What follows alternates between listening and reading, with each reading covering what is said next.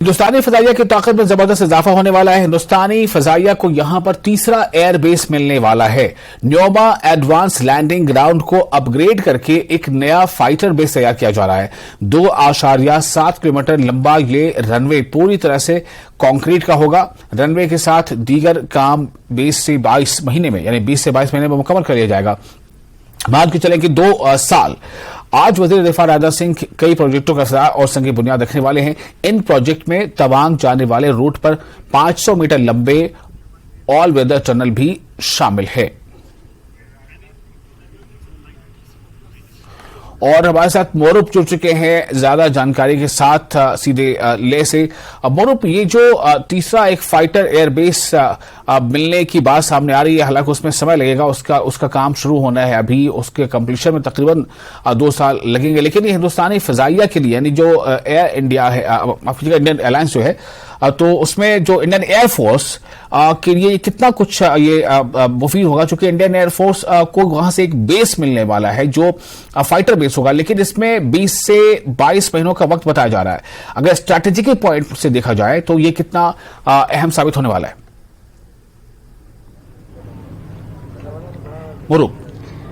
जी विशाल, इस वक्त जो मैं लोकेशन पे हूँ जहाँ न्योमा और जो न्योमा और मुद के बेल में एयरपोर्ट कंस्ट्रक्ट किया जा रहा है, तो हाँ। ये एक्सपेक्टेड ये जून 2025 तक ये कंप्लीट होने का है।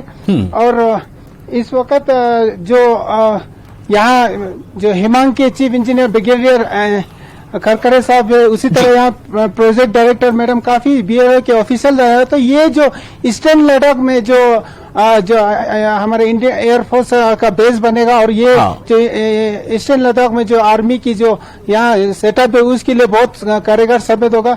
हम ब्रिगेडियर करकेरे से बात करने की कोशिश करेंगे। चीफ इंजीनियर हेमांग के गौरव करकेरे सर है हमारे साथ। सर, ये ब्रिज के बारे में बताइए हमारे व्यूवर्स को।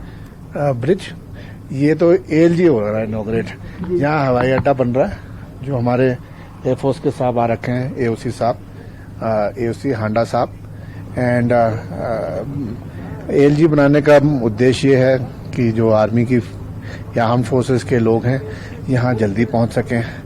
और दूसरा मेन मुद्दा है यहाँ का सोशियो इकोनॉमिक डेवलपमेंट है, जो अपने आप पीछे अपनी तरफ देख सकते हैं, मुद गांव है या न्योमा गांव है, जो यहाँ से एक्चुअली 7-8 किलोमीटर दूर है। इन सब लोगों का, ये सब लोग ऊपर आ सकें, इनको जॉब एम्प्लॉयमेंट अपॉर्चुनिटीज मिल सकें। अगर आप सोचिए यहाँ पूरा एयरफोर्स स्टेशन आएगा तो जो हमारे लद्दाखी भाई बहन हैं उनको कितनी जॉब अपॉर्चुनिटीज मिलेंगी। तो एक मुद्दा जो है तो एयर का तो है ही है कि आर्म फोर्सेज आगे आ पाएँ, जल्दी आ पाएँ, एक जगह से दूसरी जगह जाना है वो तो हो ही पाए। बट मेन मुद्दा ये भी है कि यहाँ पे खुशहाली आए, यहाँ पे प्रॉस्पेरिटी आए, जो हमारे वाइब्रेंट विलेजेस हैं, जो आजकल हम लोग होते हैं first villages from the border, ये और आगे बढ़ सके। जी विशाल, तो आपने सुना ब्रिगेडियर साहब का कहना है कि ये आर्मी के लिए तो इम्पोर्टेंट रहेगा, साथ ही जो यहाँ के आसपास के गांव वाले को भी जो जॉब अपॉर्चुनिटी के तौर पर भी बनेगा, क्योंकि यहाँ एक सेटअप होगा एयरफोर्स का, तो आने वाले दिनों में ये बहुत एक हैपनिंग प्लेस बन जाएगा। जी एक सवाल उनसे कर सकते हैं कि इस पे कितना समय लग सकता है, और ये जब पूरा हो जाएगा तो जो वहां पर आर्मी के जवान हैं उनमें कितना जो है उनका मनोबल, उनका साहस कितना बढ़ जाएगा?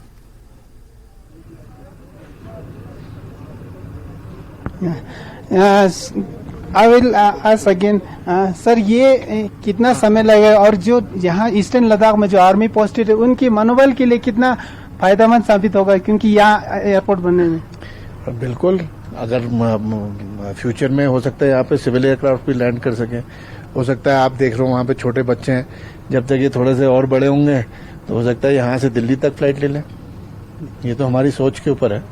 और हमारे पार्टनर भी हैं केसीसी बिल्डकॉन, मिस्टर राव, इनको they are contractors for this project, and it is a very well reputed company in India which is doing the project. Quality में कोई कॉम्प्रोमाइज नहीं और टाइम से डिलीवर होगा। तो जी विशाल, आपने सुना कि किस तरह से ये फ्यूचर में जो सिविलियन एयरपोर्ट का भी एक सुविधा बन सकता है। आप ये हमारे सोच पे नहीं पा रहे, हम ये जो यहाँ जो प्रोजेक्ट के जो इंचार्ज है उनसे भी बात करेंगे सर। जी तो मैडम है मैडम आप इनसे आप बताएं। हमारे साथ मैडम कर्नल पूनम जी है, ये प्रोजेक्ट इंचार्ज है, इनसे भी डिटेल में बात करेंगे। जी आप क्या पूछना चाहते हैं? मैम ये प्रोजेक्ट के बारे में 2.7 किलोमीटर लंबा रनवे बना रहे हैं। अगले जून 2025 तक खत्म करेंगे इसको। और करीब 220 करोड़ का प्रोजेक्ट है। काफी अच्छा लग रहा है, आज इसका शिलान्यास कर रहे हैं रक्षा मंत्री साहब, है ना। और साथ में बहुत प्राइड भी फील हो रहा है कि इतनी बड़ी जिम्मेदारी हमारी टीम पे दी है। And I am sure will complete this, है ना। मैं केसीसी बिल्डकॉन का representative, we are taking up this project and we are going to complete by 2025 June. And we are lucky enough today, out of 90 projects, our 2 projects are getting inaugurated today by Raksha Mantri sir. Yes. हाँ जी विशाल, तो आपने सुना कि ये जून 2025 तक। हाँ, जी। और साथ ही सर यहाँ एयरफोर्स ऑफिसर भी है, हम उनसे भी पूछेंगे सर। हाँ जी, ये एयरफील्ड नॉट ओनली यहाँ के जो सिविलियन पॉपुलेशन है, आर्मी और एयरफोर्स एस्टेब्लिशमेंट के लिए बहुत ही काबिलियत को बढ़ाने के लिए साबित होगा।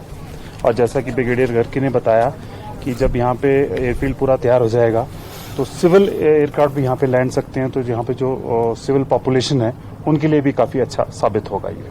Thank you sir, thank you so much.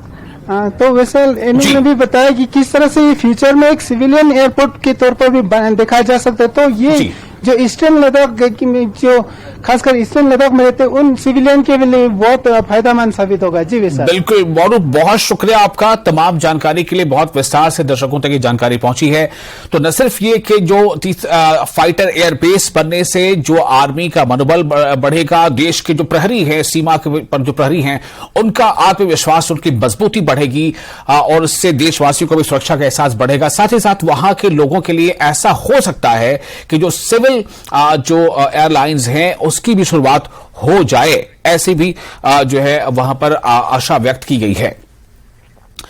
आगे